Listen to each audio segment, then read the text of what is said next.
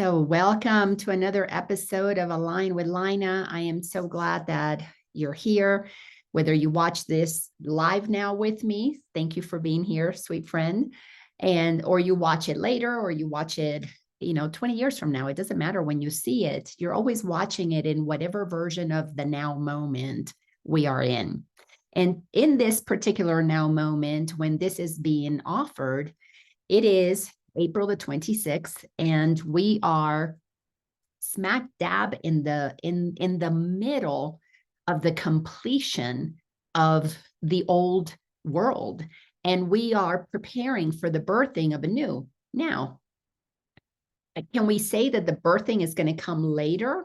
I would say that it's like what happens when you're straining spaghetti. When you put it on a colander, you are releasing the water and at the same time as you are retaining the spaghetti. So when you're going through a birthing process, the baby is beginning to come out at the same time as you are no longer, you're completing the pregnancy, you're done. So both things are happening at the same time. As the water leaves the strainer and the spaghetti is separated, you could say, you're preparing to eat that spaghetti, but at the same time, what you're doing is you're getting rid of what you no longer need. You're getting rid of the water. It did its part. It served its purpose. But for a while, that spaghetti and that water were both together. The boiling was happening at the same time. They were caught up inside of the same situation in the birthing process. The pain of the releasing of the baby is happening at the exact same time as the body is completing its time of holding the baby. So that's where we are right now. Hopefully one of those two analogies will make sense to you, if not both, but we're right there right now. The water is being drained from the swamp, if you want to call it that. The water is being drained, meaning all that has been holding on to the old density, the 3D world, the egoically run world that we all agree to. And that's one of the beautiful things about being awake is you realize, oh, wow, I put the water in the spaghetti. If I wanted to have spaghetti, I needed to put the water. If I want to have that baby, I've got to go through the birthing process. So when you're awake, there is no blaming. There's no need to complain. It's not necessary.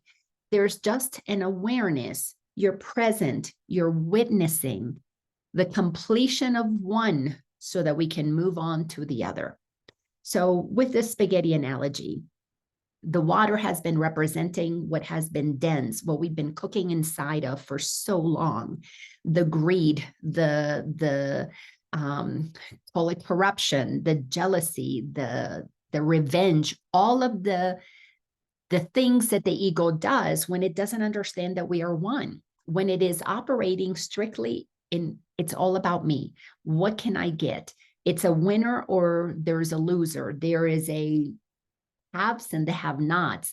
And inside of that kind of a system where it's one or the other, we have been bouncing back and forth for thousands upon thousands of years. If you look at history has been repeating itself. And of course, we've been practicing insanity, doing the same thing, expecting a different result. But now people are looking, the eyes are opening up, the ears are perking up, and we're hearing, we're seeing things just don't add up. And the more people that are willing to take what is happening and say, boy, I hope I have been wrong about this. I hope, because that's what we're going to be talking about today. I hope that I've been wrong about how I have been perceiving life because I want to do it differently. And as we enter into today's conversation, we are still inside of Course in Miracles, still are looking at the text, still looking at chapter number 30 called The New Beginning, because you can't rush through this work. This work is beautiful, is sacred. Jesus, when he channeled this information to Helen Schuckman, it was 7 years in the process. There was no rushing to get this stuff to us right away. And not only that, then it was years in the process of getting it put together and prepared in a book so that it could come out to the world. And now the world has had it for over 50 years. Just such a beautiful process.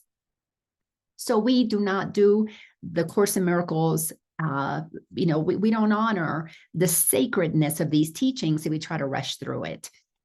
But one of the things that is so important that we understand is that being able to wake up, to see clearly, to witness the transition from the old to the new, to help us be prepared to navigate the discomfort.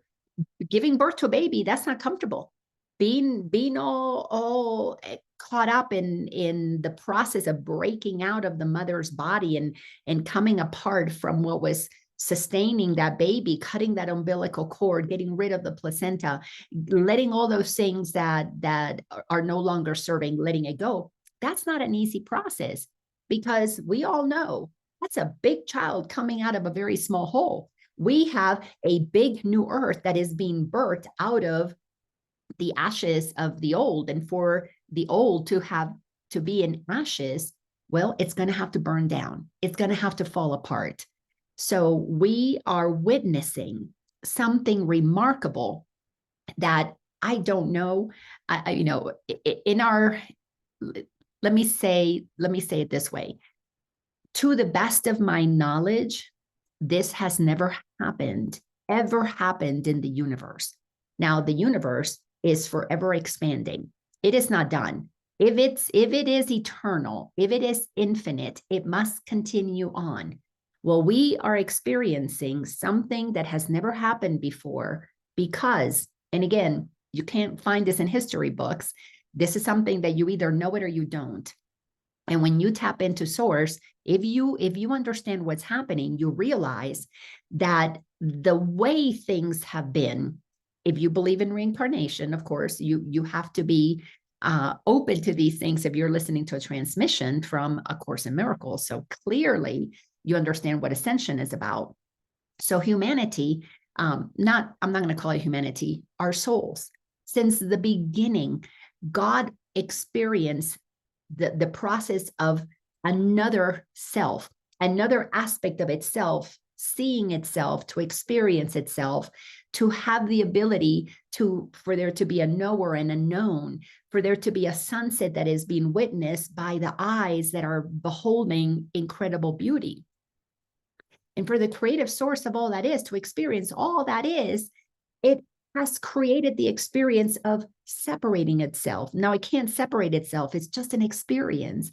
And inside of that experience, there's a desire to know all that it has created. So there is a sense of another experiencing that thing that has been created. That in and of itself, it's a miracle that unless you feel what that means to you, there's no way to comprehend what that means. How oneness experiences itself as two, never, ever, ever stopping being one. So when your mind can be wrapped around that, then you understand the miracle.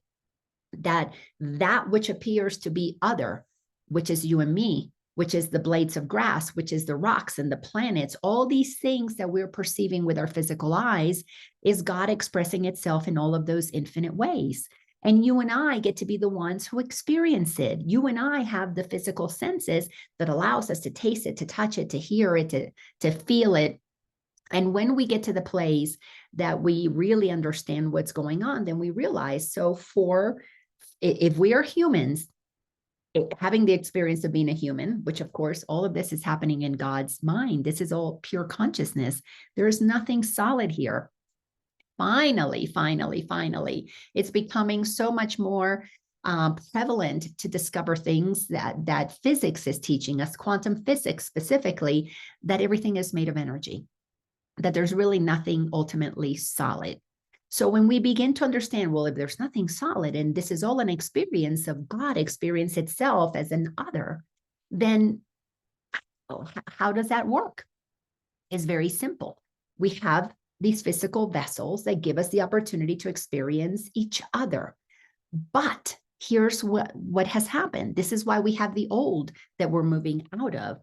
The old way is before the old. And this, I know this can blow our minds, but before the old, we operated in that sense of otherness with love.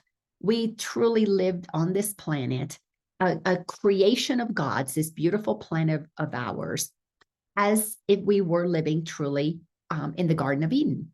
So history, if you go back to the beginning of this planet, just this planet, because all of this exists inside of something that is so vast that there is no point of origin. You can't find the point of origin to that which is eternal.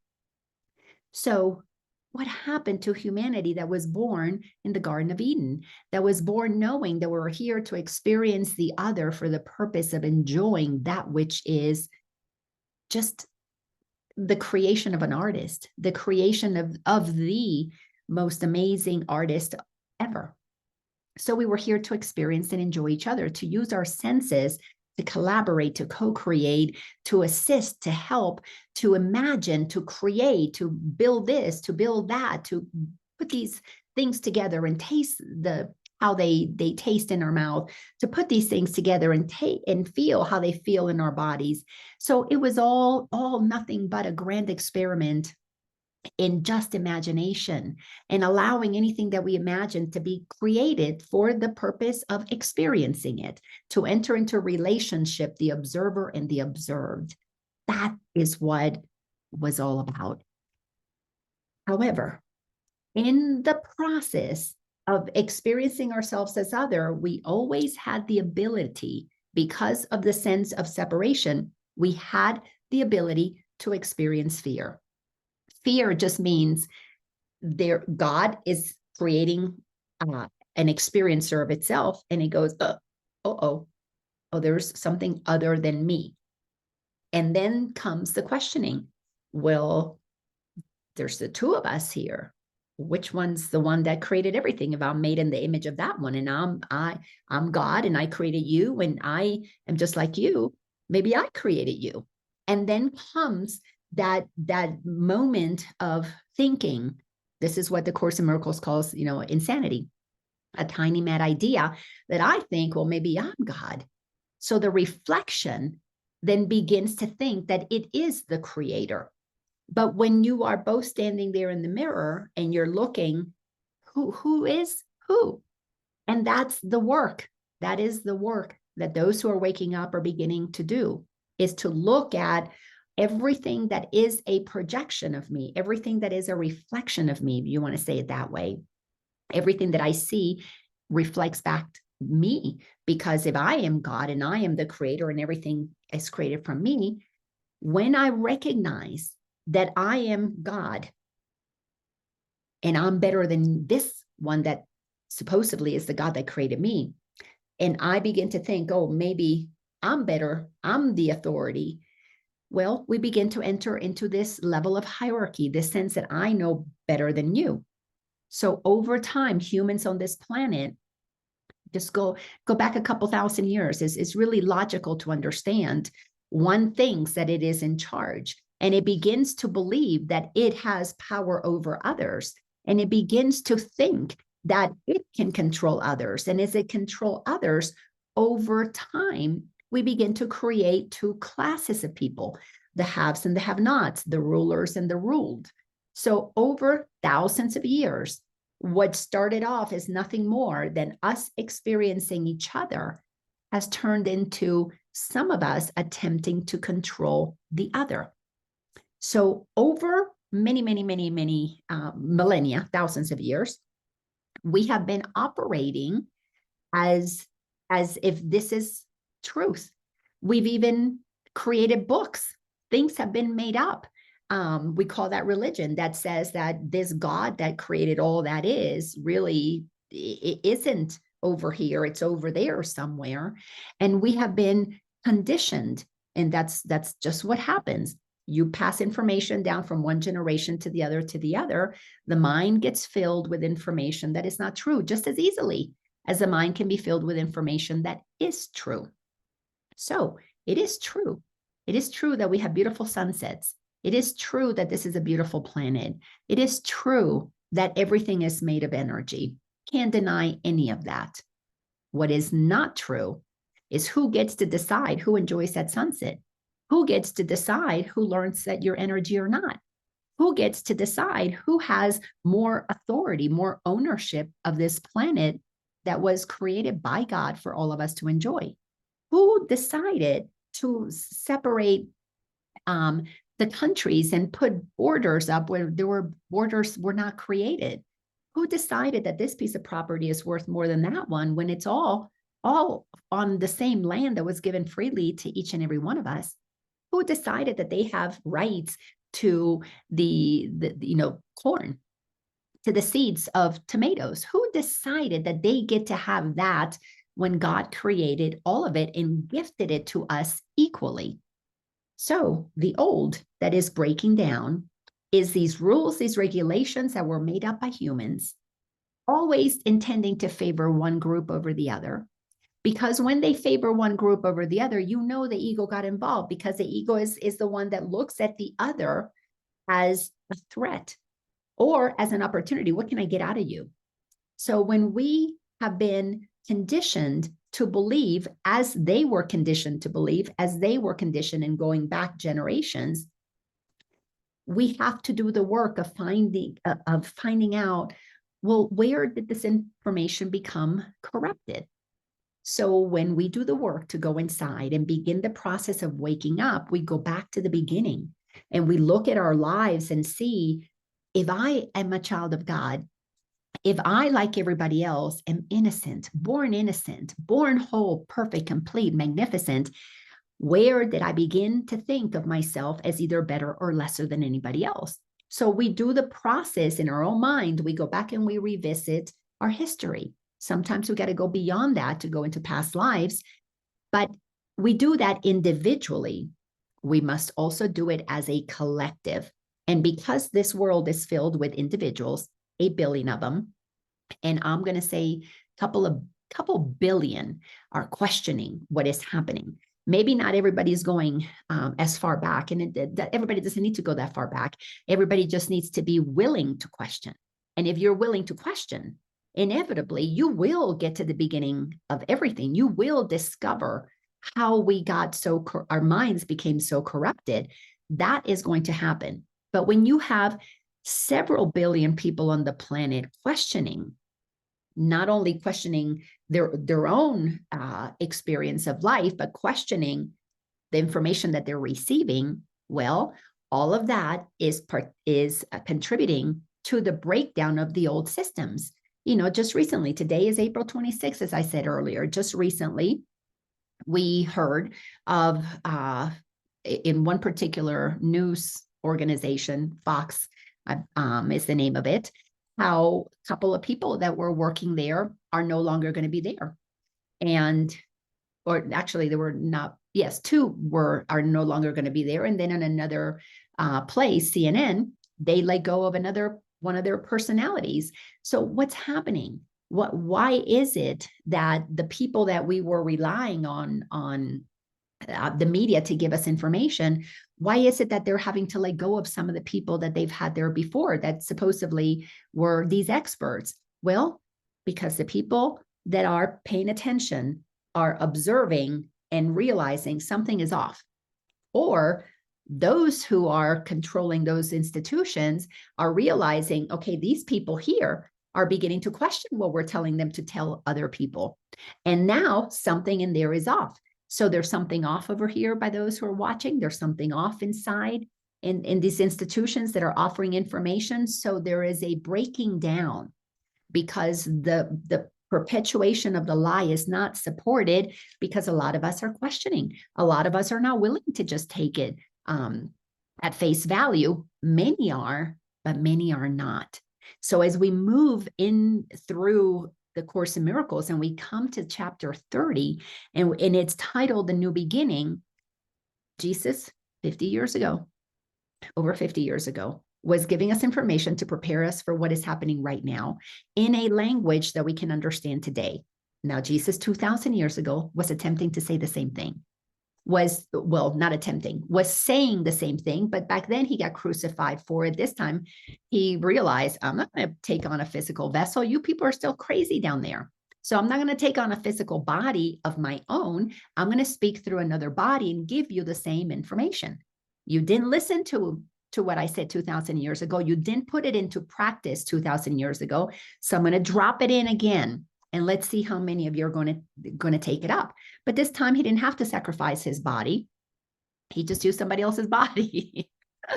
I mean, because we're one. We're one. God can use anybody that it wants to use to get whatever message across it wants to get, even while there are physical bodies that are deliberately blocking the truth, that are deliberately wanting to stop the truth from being heard.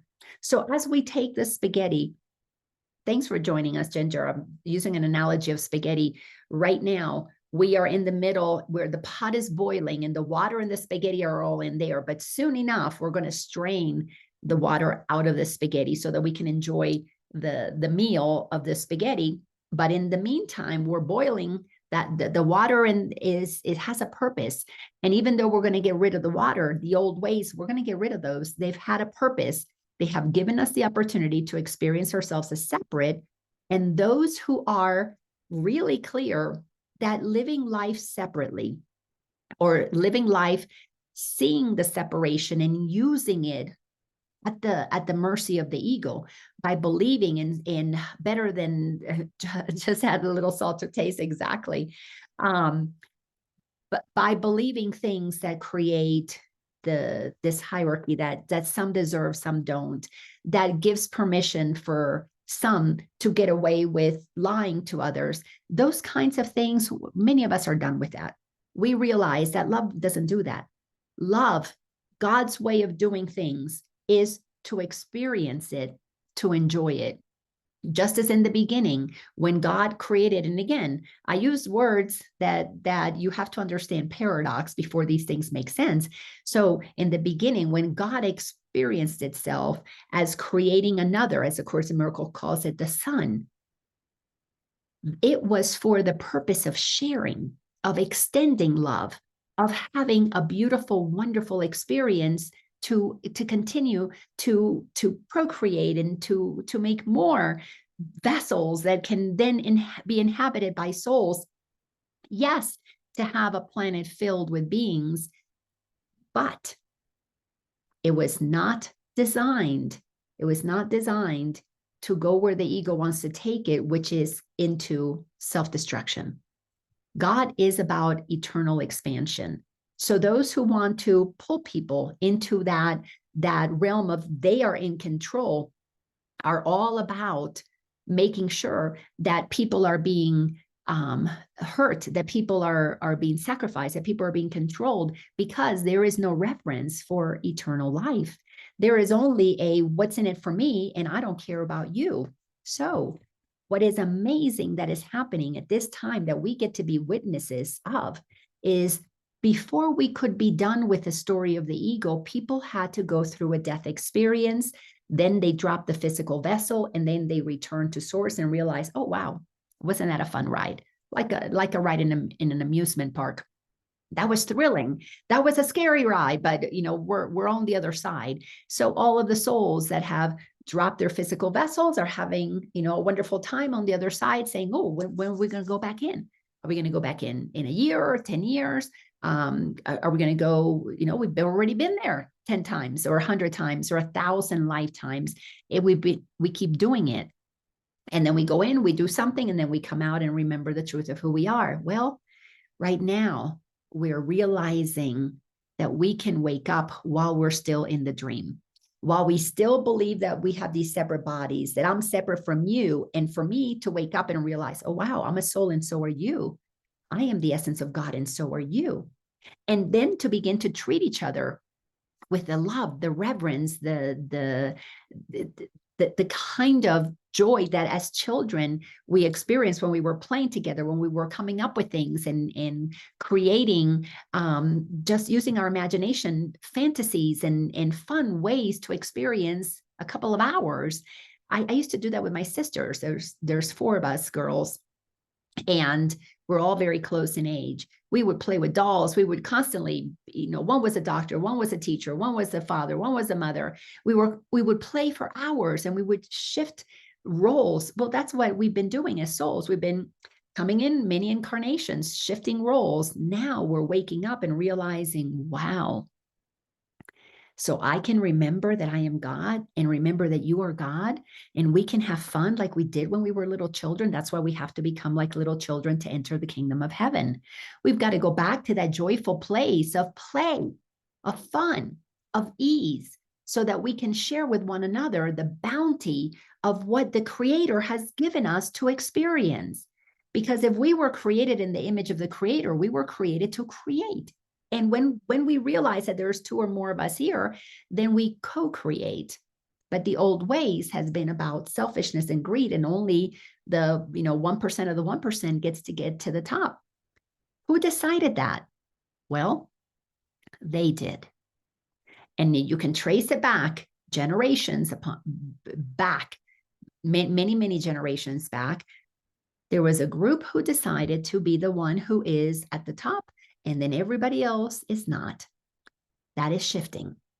Now we are sorting the wheat from the chaff. I mean, there's so many metaphors we can use. We're separating the baby from the afterbirth. We're separating the spaghetti from the water. We're separating the wheat from the chaff. That which nourishes and that which does its job, it completes. It served its purpose, showed us what we no longer want. Now we know what it is that we prefer. So as we continue through this particular section in chapter 30, I want to just highlight the importance that everything about our human experience is a continuous decision to listen to the voice for God or to listen to the voice for the ego, to listen to that which is loving and unites us, or to listen to that which is hateful and divide us. That's it. It's either love over here or fear over here. We have that choice. Now, we have that choice until we have entered into the fifth dimension, the fifth density, however you want to call it.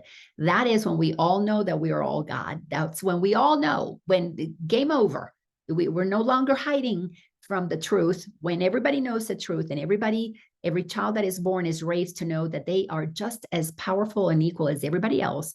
And there's no more competition at that level. The only competitions will be just for fun, for dance, for sports, for fun, but not the kinds of competitions that the ego uses where I get to win and you don't. Like those barbaric things. I mean, it amazes me that it wasn't that long ago. We literally would feed people, humans, to the lions for sports. I mean, how barbaric, but we still do things like that. It just doesn't look quite that way. But when we have human trafficking, when we abuse children, it's the same thing. It just looks different.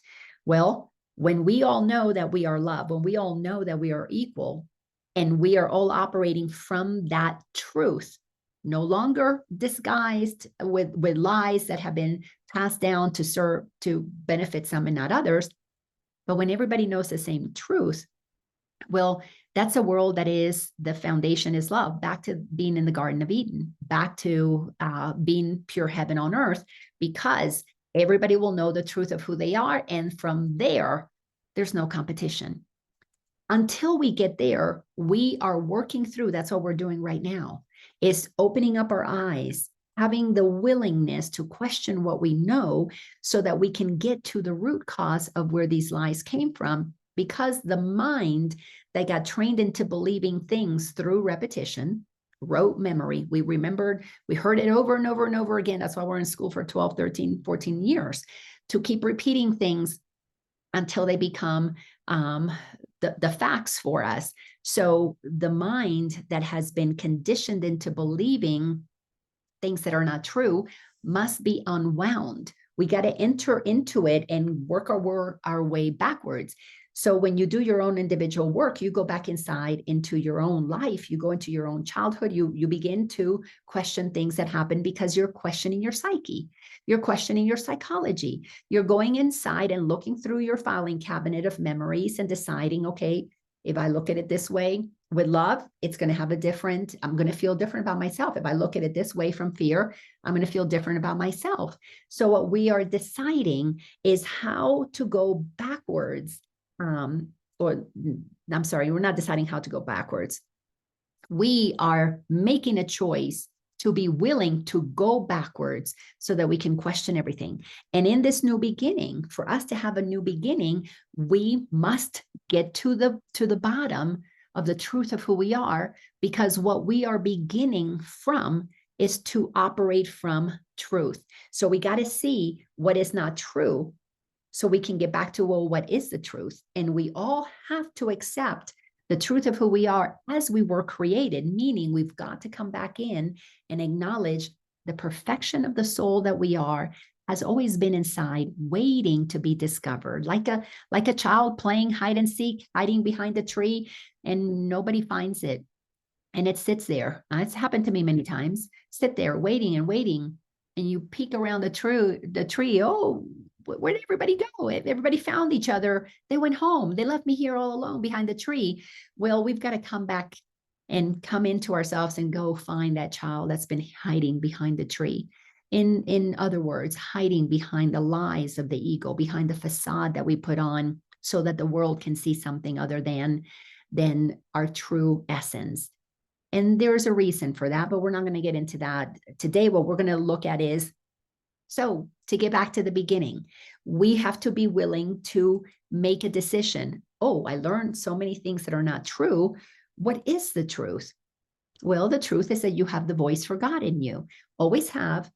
We just learned how not to listen to that voice because we got taught to listen to the other one. We were rewarded when we listened to the other one. So we are making things super simple. There's the voice of God. There's the voice of the ego. Two voices. That's it. Love, fear, truth, illusion. That's it. We've got to keep it super simple. If we don't keep it super simple, the ego will definitely complicate it and take us on crazy journeys. So when we get to the point that we realize, oh, we've got two voices, then the decision that changes everything begins, as the Course tells us, with this one statement. What kind of a day do I want to have? In other words, how do I want things to go for me? Said in a different way, how do I want to feel? Said in a different way, if I get to choose between what feels good and what feels bad, I want to choose what feels good. But it has to start with a decision. What kind of day do I want to have? And then as we see, because these decisions are going to be made ongoing until we are solidly grounded in that love is all there is, and then you're not choosing between love and fear. You are just being the love that you are. Then from that, we go to, okay, if I want to have a good day, I cannot make decisions by myself, meaning with my ego, with what I was used to making decisions with. I need to make decisions with something else. This is the process of connecting. What is the truth about God? This is why we have to question our religion. We have to question the programming that we have received about God and begin to realize, well, God's not up there on the cloud. God is in me. And God is not a punishing God like we got taught. It's a loving God. So we have to cultivate a total brand new relationship with God until we feel comfortable that, and we trust God, and we trust that the creative source is loving. It treats everybody equally. It didn't create haves and have-nots. It didn't say that these people of this color deserve more than these people of this color or this gender or that gender. It is a total, complete, loving source. And then we discover that it is pure energy and everything is made of it. Then the mind gets trained into understanding the truth of God and understanding the eternalness of God, understanding that it treats everything the same because it knows it is one with everything. So as we get clear about what God is, and we realize that it is loving and it only cares about free will, because that is it. It wants you to be free to try anything you want. You want to try fear? Go for it. You want to try love? Go for it. And once you realize, oh, God is a loving God, it's not going to punish me for having tried these fearful things or things like becoming greedy and selfish and thinking only about me, service to self and not to others. If I get comfortable with the idea that this is a benevolent creator, treats everybody the same, and I get to pick between the two, well, then it's easy to say, well, what kind of a day do I want? How do I want to feel right now? I want to feel this way. Then what happens after that is you make no decision by yourself. I am going to only make decisions with God. not with my ego anymore that is filled with conditioning. That's where all the suffering comes from. Then I get to the place that I realize, well, at least I can decide I do not like how I feel when I choose to do things with the ego, when I go into judgment, when I go into separation. And I see others as what can I get out of them, or what it is that they're trying to get out of me. When I begin to feel the separation and the divisiveness and the righteousness and who's good and who's bad, it doesn't feel good. And then I decided, well, what kind of a day do I want? If I want to feel good, I can't keep making the decisions of greed, of selfishness, of constantly trying to control things, because it does not feel good when you begin to really question what's going on here. Now, it feels good to be righteous when you're unconscious. So clearly, people can argue that are watching this and might say, oh, but if I like being right. Yes, you like being right because you are completely unaware of the truths of the universe. And therefore, it did feel good to be right, because the only other alternative was to be wrong. And that meant you were an idiot, you were stupid, you didn't do things right, whatever the kind of punishment you would receive for having done things the wrong way. We were all raised with rewards and punishments. So that's part of that kind of mindset. But when you begin to understand that God created everything equal, that not only have we all been created equal, but we've all been endowed with eternal life. We've all been endowed with freedom. We all have free will, and we all have the same purpose, and that's to be happy. If you want to be happy by being righteous and separating yourself from others, it's okay. God doesn't punish anybody. But if you prefer to experience your happiness, which is real, true happiness, by enjoying all that is, by enjoying your creative powers, knowing that you don't have to take from somebody else for you to have, because in a world of equality, we're all equally endowed as creators. We just haven't been using our creative powers to create in a way that allows us to see how powerful our mind is. We've been using our mind. Well, let me repeat it differently, or say it differently. Our minds have been used by those who understand that if we did not discover that we are all equal, then we wouldn't play the game of the haves and have-nots. Why would we want to relegate ourselves to have-nots, to be a have-not and let others have? We wouldn't do that. But because our mind has been hijacked, it has been conditioned into believing things that are not true. So when you make the decision how you want to feel, and you make a decision to only think with God because you made a decision to want to feel good, then you're really clear that in your body, your physical vessel gives you all the information that you could possibly need. So if you're feeling tight and tense, you know you just went to listen to the ego, old conditioning. But if you feel at ease and at peace, you're listening to the voice for God. Then when you do that, and you are clear of the two, anytime you choose to, you entertain thoughts of the ego, this is what you say. Oh, you realize what has happened, and you say, I hope I have been wrong. I hope I made a mistake. I hope that the truth of who I am is always that love lets me feel at ease and at peace, and it's what connects me to the brotherhood, the sisterhood. I hope I was wrong when I chose to think with the ego. And that desire to be wrong is such an important part of the beginning to humble ourselves enough to stop thinking we know everything. Because when we think we know everything and we're entertaining fear, we're entertaining division, haves and have-nots, we are asleep. And we are attempting to solve problems in the world. We're attempting to run things with very limited information, incorrect information, things that are not true. But all of us, every single one of us, while we are operating inside of our ego and we're defending the ego's need to be right, we are always wrong.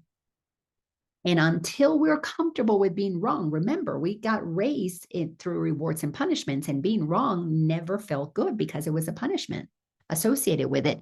You didn't do things the way mom wanted it, you were going to get in trouble. You didn't turn your homework in the way the teacher wanted it, you were going to get in trouble. You're going to get less grades.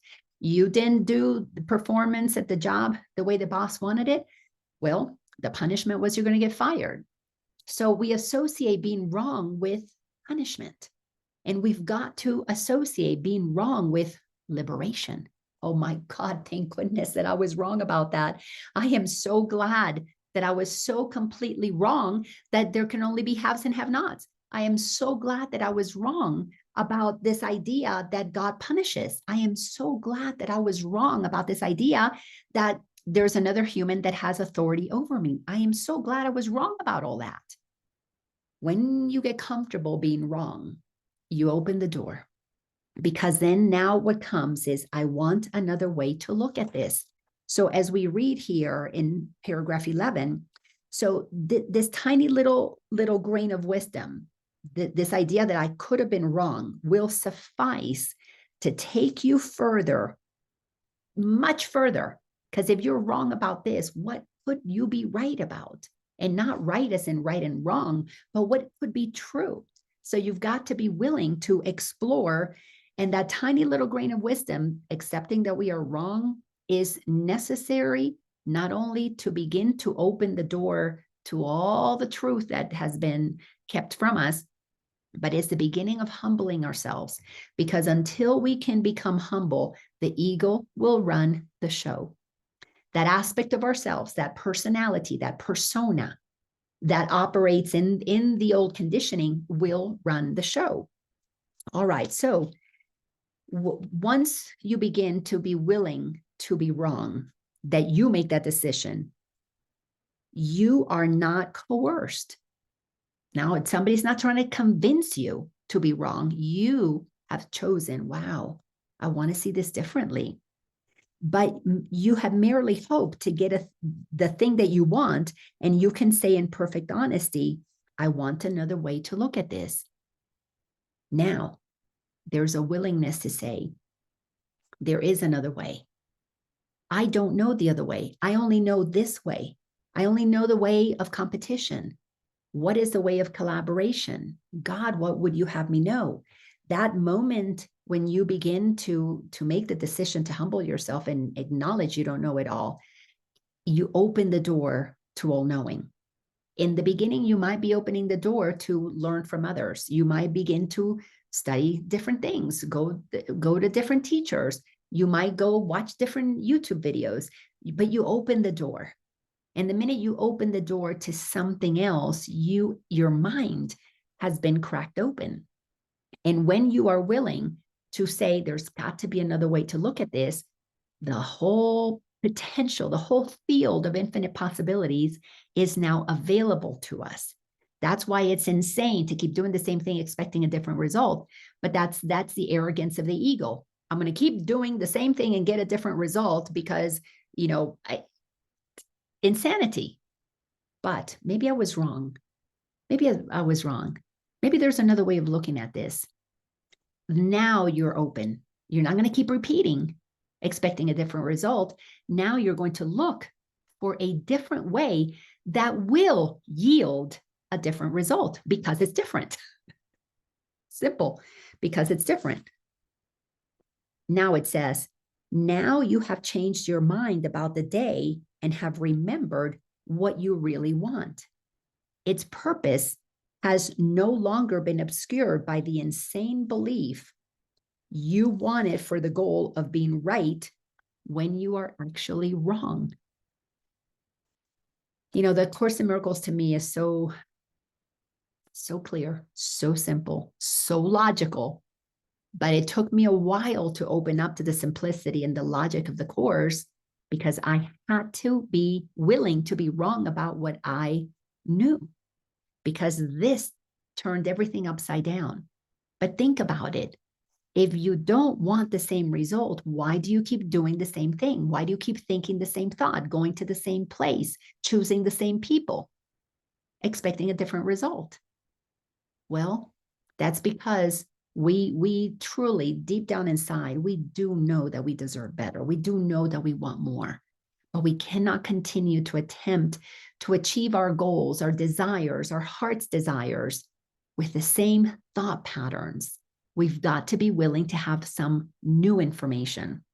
So this gives us the opportunity to realize that, yep, we have changed our mind. We only want to have peaceful, happy days. And every single time that the day is not peaceful or happy, we are listening to the ego. We want to listen to the voice for God and get comfortable with that. Thus is the readiness for asking brought to our awareness. For you cannot be in conflict when you ask for what you want and see that it is this for which you ask. If you want peace, if you want abundance, if you want joy, if you want just an easy life, you must take the steps that yield that. Like if we want to have spaghetti for dinner, you can't be boiling beans and expect to be eating a bowl of pasta. You've got to put the spaghetti in there. And so many of us, if we've been told that the beans is pasta, and you grow up believing that that's what it is, then you're going to look at the pasta and go, I don't want that. That's not pasta. That's beans. And your mind is going to be confused. So we've got to get okay with being wrong about so much. The next paragraph says, this final step is but acknowledgement of lack of opposition to be helped. Look how simple that is. Oh, there's got to be another way of looking at this. That is willing to accept help instead of opposing help. I don't know about you, but when I was in my egoic righteousness, I didn't want to hear from anybody. I thought I knew everything. And unless I chose to go buy a book or go pay to listen to somebody that I thought maybe knew more than me, unless I made a decision that they were the approved people to share something new with me, I only wanted to hear what in my mind I had already decided was right and was true. My mind, it closed down. It just absolutely shuts down when the ego operates with only a small amount of information. And that's where the analogy to live in a box, because you have a box of information and that's all you use. And you keep using that. I mean, I remember my mother, my grandmother, my father, they went into their later years. All three of them died in their 70s. But they went into their 70s believing a lot of the same stuff that I heard them say when they were in, my parents in their 30s when I met them, or no, they were in their 40s when I met them, when I was born, let me put it that way. And they always said the same thing. It's like year after year, where's the new stuff? Where's the new stuff? That's why we keep repeating the sins of the fathers, because we keep using the same old information. So this final step of acknowledging that I want another way of looking at things is but the acknowledgement of lack of opposition to being helped. It is a statement of an open mind, not certain yet, but willing to be shown. Perhaps there is another way to look at this. What can I lose by asking? How simple is that? What can you lose by asking? You're not going to lose anything by expanding your mind to new possibilities. That requires an incredible amount of not only curiosity to be willing to go outside of your box, but courage to say to yourself, just because I go outside of the known doesn't make me bad, doesn't make me wrong. It just makes me be somebody who is willing to not shut my mind down and then keep doing the same things, expecting different results. This is such an important step. Let me read this again because it's so important. Perhaps there is another way to look at this. What can I lose by asking? To the ego, loses its sense of authority, its sense of righteousness. It loses what people will think about me if I was wrong. But my goodness, what the soul gains, what internally expands when you're willing to go beyond the known, takes courage and takes curiosity. Two characteristics that we had as children. Children were very curious, very courageous when they would try new things. They didn't care what people thought. They didn't care. All they wanted was the experience and the fun and the joy of it. So we got to become like little children. Then the next two sentences in this section say, thus, you now can ask a question that makes sense. And so the answer will make sense as well. Nor will you fight against it, for you see that it is you who will be helped by it. So we got to prepare our mind to tell ourselves it's okay to be wrong. It's okay. We're going to discover something that is going to give us new perspectives. We've got to get back to being okay being wrong, meaning we can't keep teaching children that there's only two options, right or wrong, and wrong comes with punishment. We cannot just reward being right. We've got to be just as equally rewarding of somebody who recognizes, oh, they made a mistake. Wow, that's fabulous. What do we want to do with that now? We want to explore. We want to question. We want to look at other ways of doing things. That's one of the biggest things that to me was so evident during that whole COVID story, that whole drama that got unfolded. What was so fascinating to me, because I was one of those who stood back here and said, I'm not going to become a guinea pig to these things that are being shot into people's arms. I'm not going to do that. And what was so amazing is I always grew up hearing that science was about questioning, about curiosity, about having the courage to do an experiment and go beyond what had been known. And then all of a sudden, science was like, you can only, you're only a good person if you trust the science, and you got to trust that science. So the science is over here. We couldn't question. We were bad people if we were willing to look at this science. And what became really interesting is how, in the name of science, we literally created a time period of so much fear where people were being told that they had to follow this and this was the only way, when science itself is about not following this and only that way. It's about questioning. It's about expanding. And it was so amazing to watch people who didn't want to be wrong. And they did what they thought was right, which was follow the people who told them to follow the science, and completely left out of their logic the whole premise of what science is about, which is about questioning. And that to me it sent my head spinning when I was observing that, going, what has happened to humanity? Have we been so demoralized? Have we been so conditioned? Have we been so programmed into giving our power away? And that's exactly what the world that is run by the ego, that is going to be breaking down, because it is nonsensical. It says that the science is about questioning, but then you don't question, you just follow the science. When things begin to contradict each other, it becomes really evident what's happening. And you realize, oh my goodness, I don't want to go that way. For some people, that may just be what it takes for them to finally wake up and begin to say, okay, what do I want? I want to feel differently. What kind of a day do I really want? I want a day of being well. I want a day of truth. I want a day of collaboration and cooperation. Well, you can't continue to do things the way you were programmed to do them. Because if you are bowing down to another human out of fear, you do not have the ability to be able to say, God, what would you have me know? Because to go to God is very, very different than to go to somebody, another external authority, out of fear. To go to God, you got to go with faith. You've got to go with curiosity.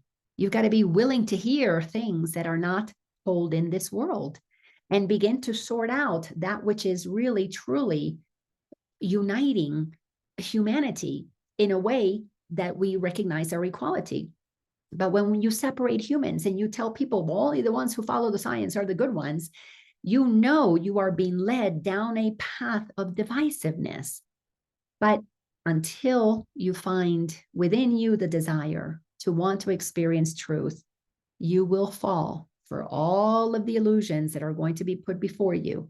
And as we're moving through this process of sorting out the wheat from the chaff, the water from the pasta, the baby from the afterbirth, you've got to be willing to humble yourself and realize that if the world that you have been living in includes pain and suffering, and you thought that that was normal, you really want to be wrong about that.